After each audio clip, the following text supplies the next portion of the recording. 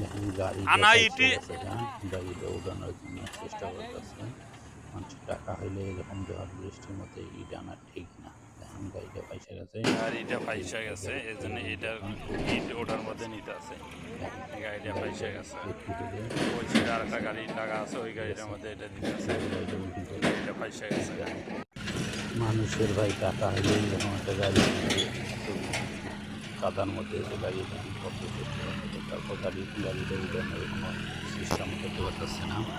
মানুষের টাকা হইলে এত মানুষের কষ্ট দেওয়া ঠিক না। যেমন কত চেষ্টা করতেছে গাড়িটা উঠানোর জন্য, কিন্তু গাড়িটা ফেসে গেছে, কেউ নিচে টাইপে গেছে, একটু হলে উঠে যাবে। গাড়িটা অনেক চেষ্টা করতেছে, তারা উঠাইতে পারতেছে না। দেখুন অনেক চেষ্টা করতেছে, ইট সব ইট ওই গাড়িতে উঠেছে, তারপর গাড়িটা উঠাইতে পারতেছে, অনেক চেষ্টা করতেছে। গাড়িরও ক্ষতি, লোকেরও ক্ষতি, কী পরিমাণ কষ্ট হয়েছে। গাড়িটা উঠে করে অনেক চেষ্টা করতেছে।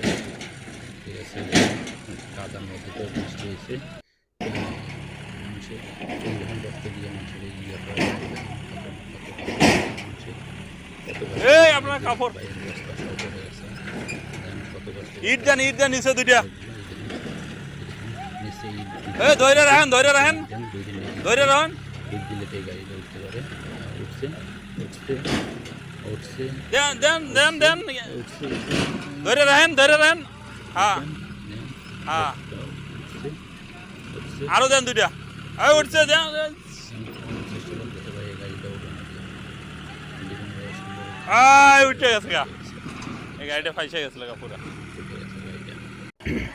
অবশেষে দেখেন এত কষ্ট করে পানির মধ্যে ইট আনার দরকার আছে, ইটটি আপনি নামাজের আগে আনলে তো এত কষ্টটা করা লাগতো না। এই দেখেন কী পরিমাণ কষ্টের মধ্যেও গাড়ি নিয়ে গেছে গলিতে করে ইট ওখানে গাড়ি ফেসে গেছে। তারপর দেখেন রাস্তা কী পরিমাণ লেগে গেছে, তারপর আপনি আস্তে আস্তে কত কষ্ট করে এই আসার পর দেখেন ওখানে সামনে যে গর্তটা, এই গর্তের মধ্যে গাড়িটা চলে যায়।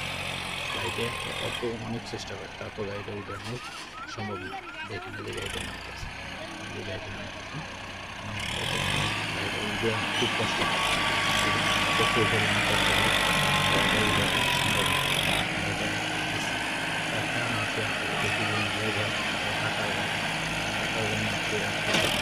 অন্য সময়